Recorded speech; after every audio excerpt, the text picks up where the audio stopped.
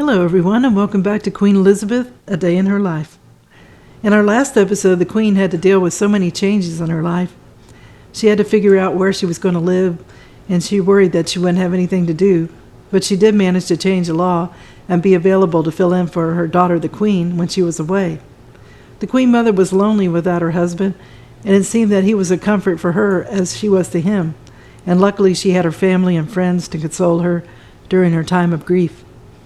Gradually, she started to do more public things, so let's see what she's up to today.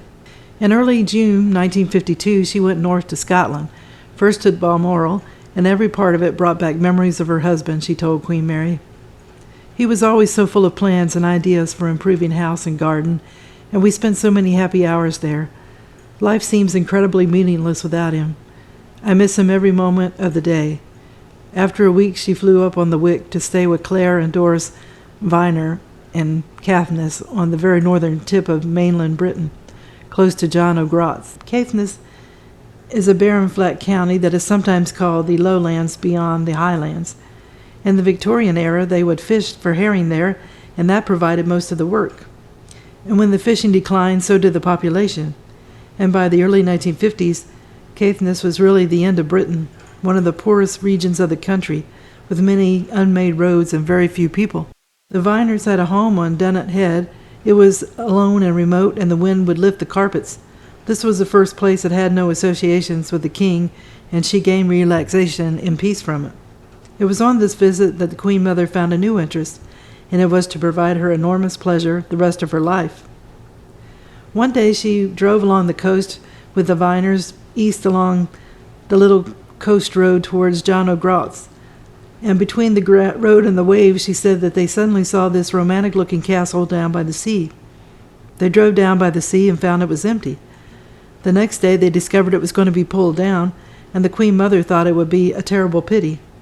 The castle was named Barrowgill, and it had a superb location right on the sea overlooking Orkney, but it was also in terrible condition. It had been taken over during the war and used for troop accommodation. No maintenance had been carried out, and the roof was in disastrous state, and a violent storm in the spring of 1952 had caused serious damage. No one wanted it, but the Queen was attracted to the castle and was determined to preserve it. The owner, Captain Imbert Terry, was delighted that she was interested. He offered to give the castle to her for nothing. She declined, but she accepted his suggestion of a nominal price of £100. She decided to change the name from Barrowgill to its more romantic original name, the Castle of May. It was the only house that ever belonged to her. The Viners were overjoyed that she was to become their neighbor in the wild. Claire Viner arranged for the Queen Mother to buy some more land along the coast at a cost of some £300. The grazing would provide an income of £30 a year, and when the small chute was developed, it would bring in a rent of about £200 a year. Doris Viner went round the local antique shops and found old and inexpensive furniture for her to buy. One extensive list cost £124. She also arranged for electricity to be brought to the castle. And she wrote to Queen Elizabeth, "I do long for Castle May, because I know you'll feel happy. I know you'll feel happy in a way there. I'm sure the king would love you to be by the sea, looking at that such important part of his life." The Queen Mother, for the time being, kept her plan secret. It wasn't until August that she told Arthur Penn, her treasurer, of what she had in mind. She planned to escape there occasionally when life became hideous. She told him, "Do you think me mad?" And the news of her purchase came out in the newspapers toward the end of August 1952, and she wrote to her friends and family explaining what she had done. The Queen Mother wrote to Queen Mary about the castle, saying it was going to crumble away, and I felt that it was such a wrong thing to happen to an interesting old place. Queen Mary said that she had been surprised to learn from the press the exciting news that Queen Elizabeth had bought herself an isolated castle. She feared she would not see her as her traveling days were over. May Elphinstone wished that the May was not so far away. To the Queen Mother, that was part of the attraction. She loved being in Caithness because it was in Scotland, to which she was devoted, and yet a part of Scotland which had no memories of happier days. She saw the castle as a symbol of her own life. It gave her and many of her friends and courtiers great joy in the decades to come.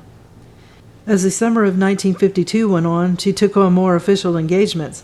In the first 10 days of July, she received representatives of the Royal Society of Arts, attended a concert given by the Bar Musical Society at the Middle Temple, paid visits to the home for the retired congressional ministers and their wives in Sussex, and to the Royal College of Art, received several ambassadors and their wives, attended a garden party at Lambeth Palace, and made her annual visit to the London Garden Society. She dreaded going alone to Sandringham that summer, as Queen Mary wrote in a sympathetic letter. Being there for the first time alone must have been a severe test to your shattered nerves. She understood what her daughter-in-law was going through, all the intimate things one was accustomed to discuss with one's husband, and how one misses the talk, and felt deeply sorry for her. Doris Finer was more optimistic. She hoped that Queen Elizabeth would feel the king's presence close to her at Sandringham. To her surprise and gratitude, that was how Queen Elizabeth felt at Sandringham that summer. She attended the King's Lynn Festival to hear a recital by her friend and future lady-in-waiting, Ruth Fermoy, and visited the Sandringham Flower Show. She went to a concert by the London Symphony Orchestra in St. Nicholas's Church at Dersingham. The Queen Mother wrote to Queen Mary she felt more at peace than at any time since February. Being surrounded by people who love Bertie has made me feel very close to him. The Queen Mother also wrote to her daughter, the Queen, and said she felt an amazing feeling of relief and peace, which I have not felt since Papa died. It was just as if Sandringham opened its arms to me, and I sank into them thankfully. She reminded her daughter that when Queen Mary was widowed, the King had told her that she must still treat Sandringham as her home. I would so love it if you would say that to me too. She would not come often, but she would love to know that she could come once in a while. The Queen replied at once to her mother that she was very, very thankful that the visit had been so happy. I had been in a fever in case it would prove too much agony for you. She said that of course her mother could continue to treat Sandringham as her home and go there whenever she wanted. After her birthday, the Queen Mother, as always in August, went to Scotland. First she stayed with the Viners, making more plans for May, and then she went back to the Highlands and Balmoral. She had to prepare to move out of Balmoral and into Birk Hall, where she would live without her family. She was concerned because the house had many memories of happy days at the beginning of her marriage, but since then she had come to see Balmoral as her Scottish home, and after so many years in the castle, Birk Hall seemed very cramped. To her sister May, she wrote that it was rather awful being there instead of at Balmoral, and that she felt completely lost without her husband.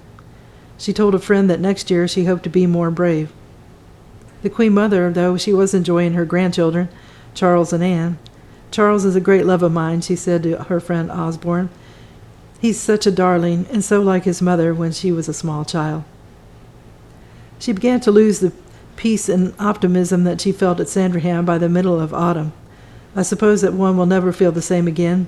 I talk and laugh and listen, but one lives in a dream, and I expect that one's real self dies when one's husband dies, and only a ghost remains. What upset her, she said, were people who looked at her with a penetrating expression and asked, "Are you feeling better?" And those who said, "But what a wonderful death for the king, how that must comfort you, if only they knew." Gradually she came out of herself. Edith Sitwell sent her a copy of her new literary anthology, A Book of Flowers, and this was an inspired gift. She thought of how she would continue her official life. The uncertainty was difficult for her ladies-in-waiting, too. She postponed letting them know which of the ladies she wished to keep in her new household. Arthur Pym wrote to Lady Spencer about their anxieties. As a lifelong friend, he understood Queen Elizabeth well. He was both sympathetic to the ladies and frank about the failing of their mistress. The Queen, bless her heart, has cultivated procrastination to a degree which is really an art when one is vexed, as I fear I often am. One should recall that the Beaulions are the laziest family in the world. Against this reflection, it becomes remarkable that she accomplishes so much. Pym believed that he understood why she hadn't let her ladies know what she intended. Her Majesty had no intention, because she was widowed, of relinquishing all to which she had become accustomed. She ended up not giving up any of her ladies. So I will end the video here. In this episode, the Queen had to get used to going to the places her and the King had gone. At first it was hard for her, and then it got easier, but later it became harder again. She found a place to get away from it all when she found an abandoned castle that was in Scotland. and her friend helped her get furnishings for it, and they got electricity for it too.